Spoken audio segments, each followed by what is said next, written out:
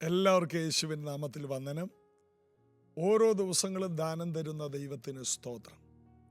നമ്മുടെ ഒരു സാധാരണ ദിവസം അനേകരുടെ സ്വപ്നമാണ് എന്ന് നമ്മൾ മറക്കരുത്.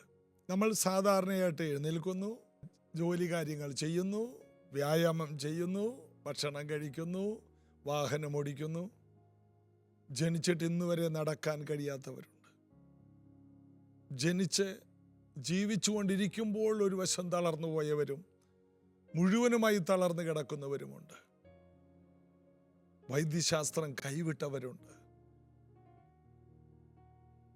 ICUയിലും വെന്റിലേറ്ററിലേക്കും മാറിയവരുണ്ട്. അവരുടെ എല്ലാം ഒരു സ്വപ്നമാണ് നമ്മുടെ ഒരു സാധാരണ ദിവസം. അതുകൊണ്ട് എന്ത് ചെയ്യണം? അസാധാരണ ദിവസത്തിന് വേണ്ടി ദൈവത്തിന് നന്ദി പറയണം. കർത്താവേ, എൻ്റെ കൈകൾ അനങ്ങുന്നുണ്ട്, എൻ്റെ വിരലുകൾ ചലിക്കുന്നുണ്ട്, എൻ്റെ കാലുകൾ അനങ്ങുന്നുണ്ട്, എൻ്റെ കണ്ണുകൾ കാണുന്നുണ്ട്, എൻ്റെ ഹൃദയത്തിൻ്റെ നെഞ്ചിടിപ്പ്, ഹൃദയത്തിൻ്റെ ഇടിപ്പ്, എൻ്റെ ശരീരത്തിൻ്റെ ചലനം എല്ലാം നോർമലായി പോകുന്നു. എനിക്ക് തലവേദനയില്ല, എനിക്ക് അറ്റാക്ക് വരുന്നില്ല, എനിക്ക് എല്ലാ കാര്യങ്ങളും ഡോക്ടർ പരിശോധിച്ചപ്പോൾ നോർമലാണ്. ഇവിടെയെല്ലാം കർത്താവിന് നന്ദി പറയണം. ഒരു രോഗമില്ലാത്തപ്പോൾ കർത്താവിനോട് നന്ദി പറയണം. ഒരു രോഗിയായി കഴിയുമ്പോൾ പ്രാർത്ഥിക്കുന്നതിനേക്കാൾ ശക്തി ഒന്നുമില്ലാതിരിക്കുമ്പോൾ എല്ലാറ്റിനും വേണ്ടി സ്തോത്രം ചെയ്യണം. അതുകൊണ്ടാണ് പൗലോസ് പറഞ്ഞത് 1 തെസ്സലോനിക്കർ 5 എല്ലാറ്റിനും വേണ്ടി സ്തോത്രം ചെയ്യുവിൻ. ഇതല്ലയോ നിങ്ങളെക്കുറിച്ച് ക്രിസ്തുവേശുവിൽ ദൈവേഷ്ടം. നിങ്ങളൊന്ന് ചെക്ക് ചെയ്ത് നിങ്ങളുടെ കൈ വിരലുകൾ അനങ്ങുന്നുണ്ടോ? എല്ലാ വിരലുകളും അനങ്ങുന്നുണ്ടെങ്കിൽ നിങ്ങളുടെ തലച്ചോറ് നന്നായിട്ട് പ്രവർത്തിക്കുന്നുണ്ട്. നിങ്ങളുടെയും എൻ്റെ നാഡീ നരമ്പുകൾ നന്നായി പ്രവർത്തിക്കുന്നുണ്ട്. ദൈവം നമ്മോട് കൂടെ ഉണ്ട്, ദൈവം നമ്മോട് കൂടെ ഇരുന്ന് പ്രവർത്തിക്കുന്നു എന്നുള്ളതിൻ്റെ അടയാളമായി ഇതെല്ലാം സംഭവിക്കുന്നു.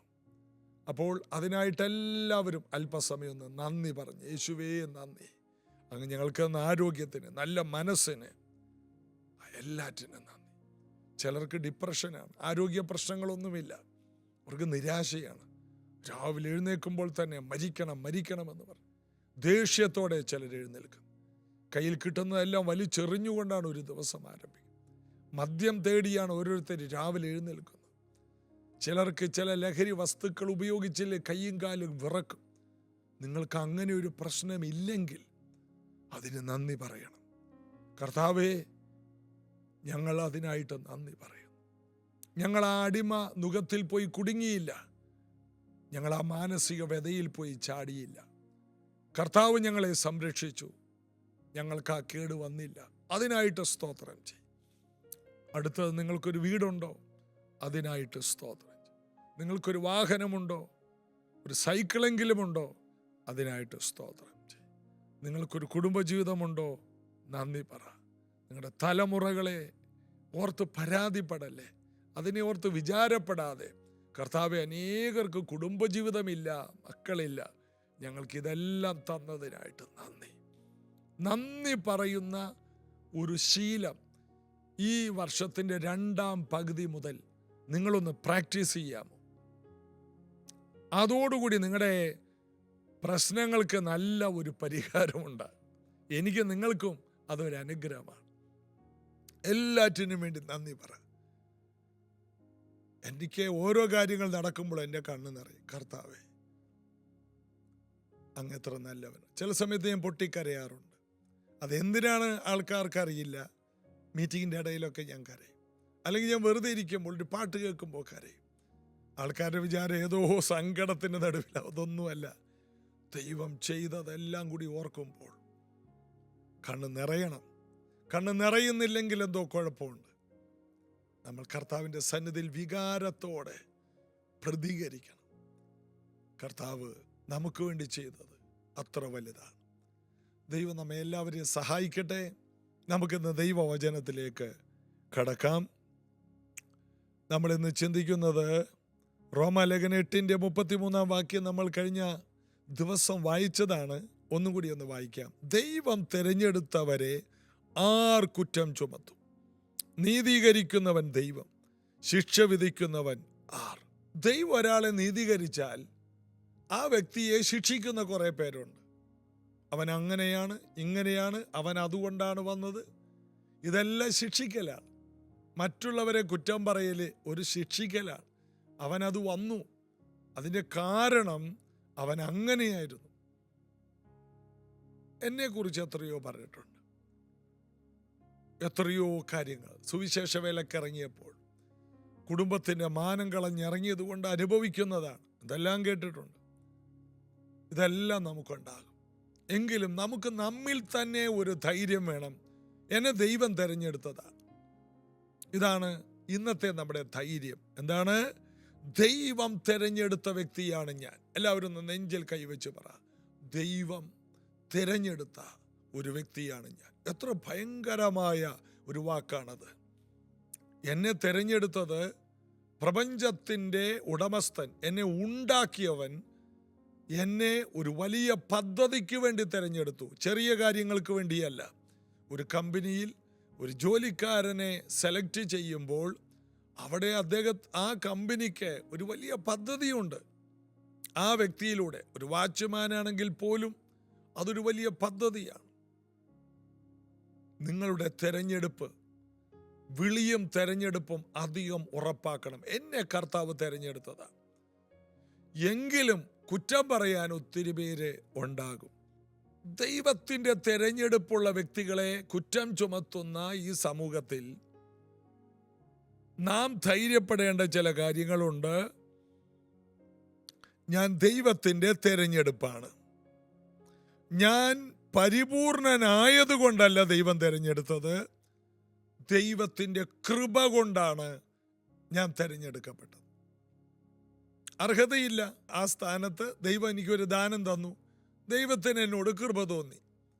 എന്നെ സെലക്ട് ചെയ്യാൻ യാതൊരു മാർഗവും. എന്നിട്ടും എന്നെ സെലക്ട് ചെയ്തു. മനുഷ്യരെന്നെ തള്ളി, എന്നാൽ ദൈവം എന്നെ തിരഞ്ഞെടുത്തു. ബന്ധങ്ങൾ എന്നെ തള്ളി, സമൂഹം പോലും എന്നെ വിലമതിച്ചില്ല, എന്നാൽ ദൈവം എന്നെ വിലയുള്ള വ്യക്തിയായി കണ്ടു.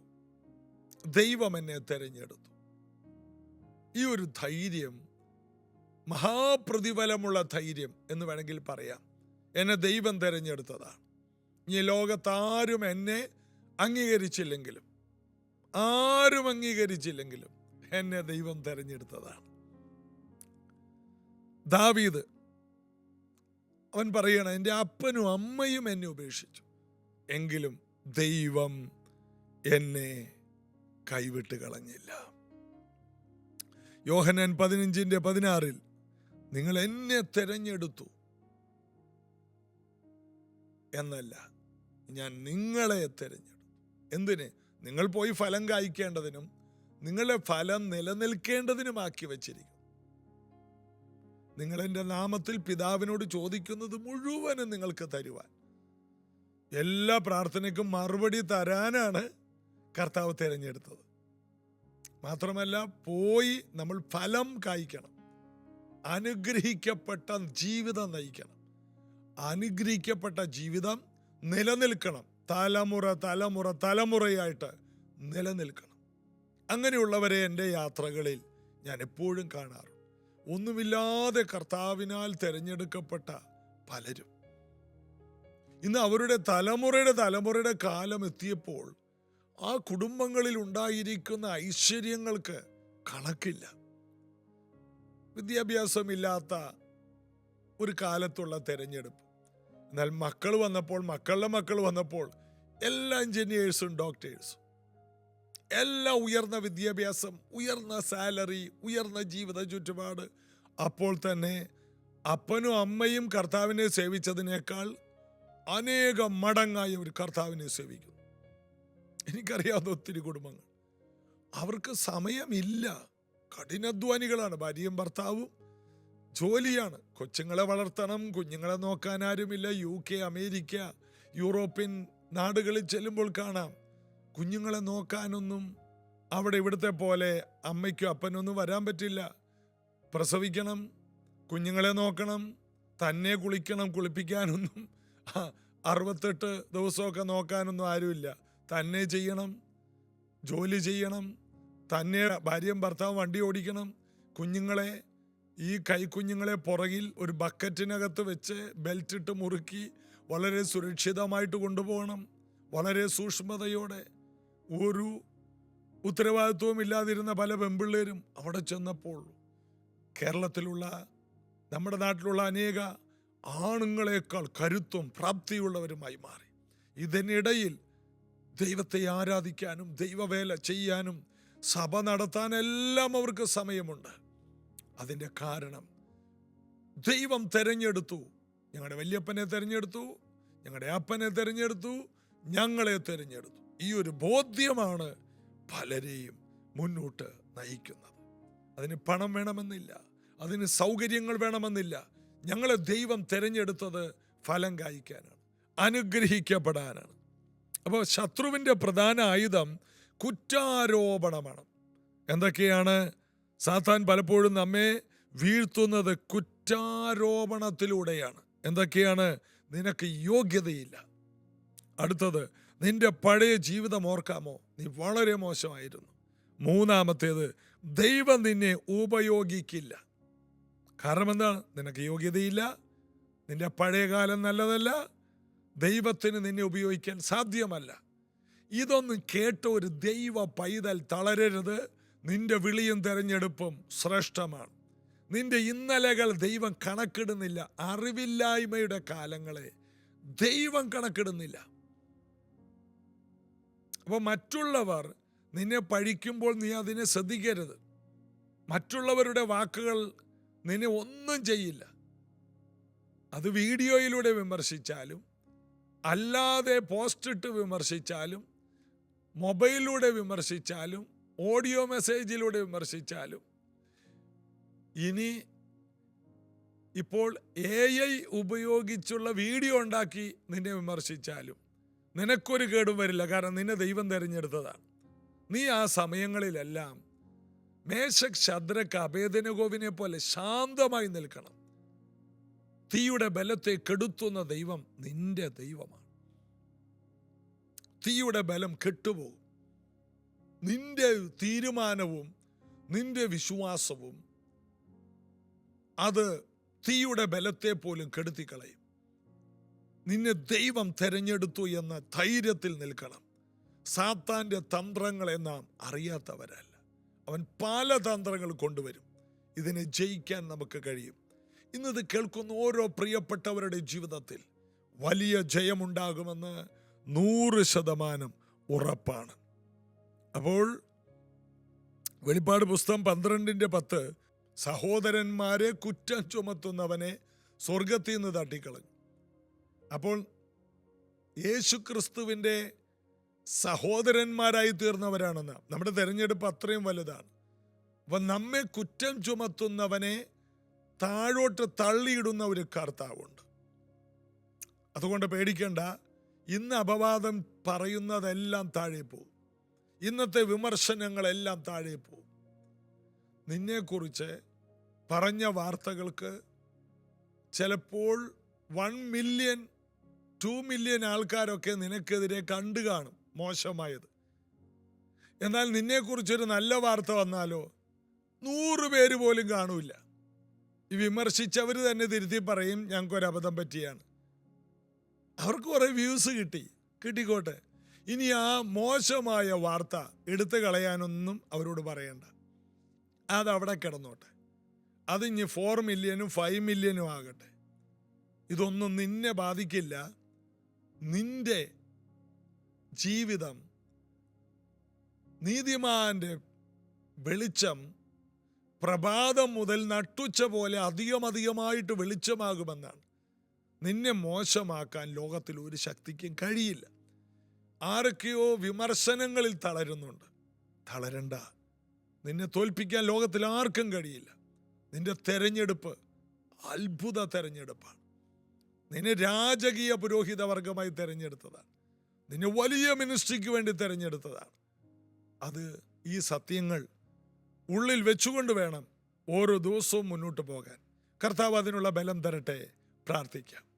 യേശുവേ, ഈ നല്ല ദിവസം ഞങ്ങൾ ഈ നല്ല സന്ദേശത്തെ സ്വീകരിക്കുന്നു. ഞങ്ങളെ അങ്ങ് തിരഞ്ഞെടുത്തു. ഞങ്ങൾക്ക് വിരോധമായി ഞങ്ങളെ കുറ്റം ചുമത്തുന്ന അപവാദം ഒത്തിരി വരുന്നുണ്ട്. അപവാദികൾ എഴുന്നേൽക്കുന്നുണ്ട്. എന്നാൽ അപവാദികളെയും തള്ളിക്കളഞ്ഞ് ഞങ്ങളെ പന പോലെ തഴക്കുമാറാക്കുന്ന കർത്താവിൻ്റെ ബലപ്പെട്ട കൈകളിൽ ഞങ്ങളെ സമർപ്പിക്കും. ഇത് കേൾക്കുന്ന എല്ലാവർക്കും ധൈര്യമുണ്ടാകട്ടെ. ഇവരുടെ വിളി ഏറ്റവും ശ്രേഷ്ഠമാകിയാൽ സ്തോത്രം. ഇത് കാണുന്ന എല്ലാവരുടെയും ഭാവി അത്ഭുതമാകട്ടെ. തലമുറയായിട്ടുള്ള ഒരു തിരഞ്ഞെടുപ്പ് ഈ മക്കൾ കാണട്ടെ, അനുഗ്രഹിക്കപ്പെടട്ടെ യേശുവിൻ നാമത്തിൽ. ആമേൻ. കർത്താവിൻ്റെ കാര്യം നിങ്ങളുടെ കൂടെയുണ്ട്. അതുകൊണ്ടാണ് നിങ്ങൾ ജീസസ് എവരി ഡേ കേൾക്കുന്നതും ഈ പ്രോഗ്രാം ഇരുന്ന് കാണുന്നതും. ഒത്തിരി പേരെന്നെ വിളിച്ചു പറയുന്നുണ്ട്, പാസ്റ്റേഴ്സ് പറയുന്നുണ്ട്, ഞങ്ങൾ കാണുന്നുണ്ട്. എനിക്കതൊരു വലിയൊരു പദവിയായി തോന്നി. നിങ്ങളത് കാണുകയും പ്രോത്സാഹിപ്പിക്കുകയും ചെയ്യുമ്പോൾ ഇനിയും ഈ സന്ദേശം തുടരുവാൻ ഞങ്ങൾക്ക് വളരെയധികം ഊർജമാണ് നിങ്ങൾ തരുന്നത്. നിങ്ങളുടെ പ്രാർത്ഥനയും കൈത്താങ്ങലും ആവശ്യമാണ്. ഇന്ന് ഉപവാസ പ്രാർത്ഥനയുണ്ട് രാവിലെ 10:30 പ്രൈസ് ജനറേഷൻ ചർച്ചിൽ വെച്ച്. താല്പര്യമുള്ളവർക്ക് വരാം. God bless U.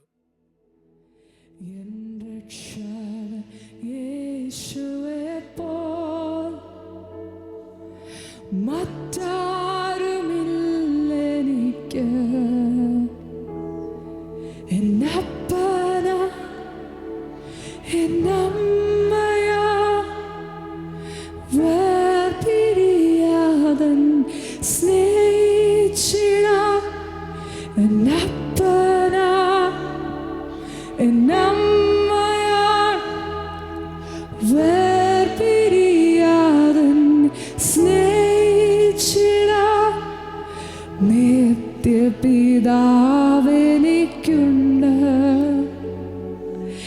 ഇമ്മാനുവേൽ എനിക്കുണ്ട്. നിത്യപിതാവെനിക്കുണ്ട്. ഇമ്മാനുവേൽ എനിക്കുണ്ട്. യേശു എന്നെല്ലാം ഈ ക്ലേശങ്ങൾ സാരമില്ല. യേശു എന്നെല്ലാം ഈ ക്ലേശങ്ങൾ സാരമില്ല. ഈ ബന്ധം മാറുകില്ല.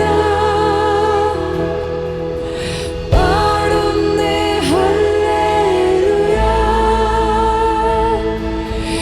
ഈ ബന്ധം മാറുകില്ല. പാടുന്നേ ഹല്ലേലൂയ.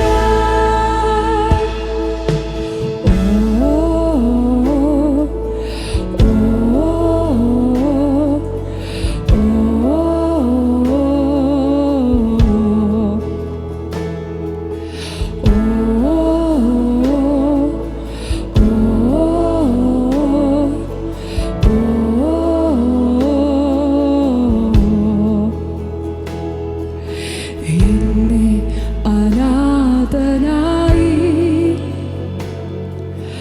ഒരു നാളും കൈവിടില്ല. ഉറപ്പോടെ പാടിയട്ടെ. എന്നെ അനാഥനായി ഒരു നാളും കൈവിടില്ല. വിശ്വസ്തൻ കാര്യസ്ഥൻ വാത്സല്യമേറും എന്നല്ല കർത്തൻ. വിശ്വസ്തൻ കാര്യസ്ഥൻ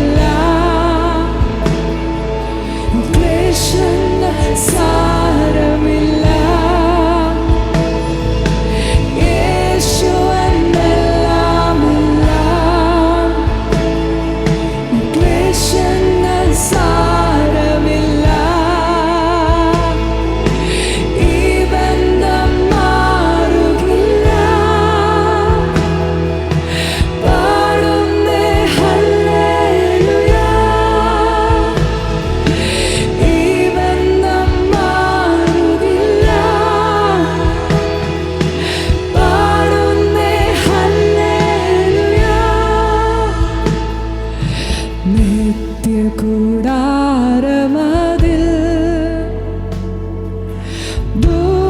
ദൂതരോടൊത്തു പാടും നിത്യകൂടാരമതിൽ ദൂതരോടൊത്തു പാടും. ചേർന്ന് പരിശുദ്ധൻ പരിശുദ്ധൻ ദൈവകുഞ്ഞാടേ നീ യോഗ്യൻ. പരിശുദ്ധൻ പരിശുദ്ധൻ ദൈവകുഞ്ഞാടേ നീ യോഗ്യൻ. മരണമില്ലാത്തവനെ മരണത്തെ ജയിച്ചവനെ മരണമില്ലാത്തവനെ മരണത്തെ ജയിച്ചവനെ